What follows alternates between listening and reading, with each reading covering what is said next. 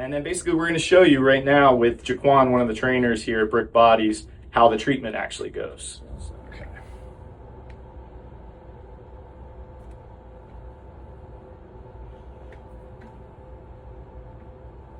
Okay, so what we're going to do, we're going to set parameters on the unit and for our treatment. And again, we adjust these based on the patient, based on your comfort level, based on what you can tolerate over the course of sessions. Okay, and so basically, Jaquan, why don't you tell us what's going on with your Achilles? Basically how your symptoms have been. So I had a torn Achilles, a little over a year and a half removed out from it. It has healed up some, but occasionally you get some soreness here and there, depending on the activity. Long periods of sitting, long periods of strenuous activity can do that. Prolonged periods of sitting. Basically, I do believe I still have the scar tissue left in there, and the Shockwave Therapy was something I was interested in to see if it would help with any of that. So when we do the treatment, basically patients give us feedback on how they feel. We can adjust the intensity, like I said, and so here we go.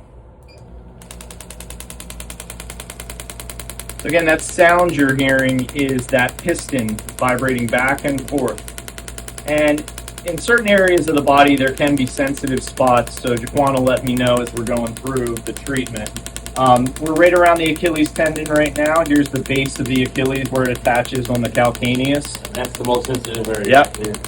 Yeah, the bony areas that don't have a lot of cushioning are going to be your most sensitive areas. So, unfortunately, it's not a therapy that feels great while you're doing it. This isn't a massage element. Everybody has different levels of what they can tolerate. So again, we can adjust it, and we do. So as we're working around that, those sound waves are being emitted through the tissue. It'll can break up scar tissue. Again, the main mechanism is that it stimulates healing. It stimulates healing almost as if you had an acute injury. It sounds kind of weird to injure something to make it heal, but that's basically the concept. It's not causing any tears in the Achilles, major tears. This is all on a micro level. So, and we'll work up into the calf muscle a little bit. We can go around what's called the soleus and the gastroc, and we're working right on his Achilles, getting good coverage. You can change the positioning in which I'm doing it, the rhythm, the pattern, if you will. And each different areas of the body have different recommendations on how many treatments to go with, how long the treatment goes for, how many shocks that are involved in the area of the body.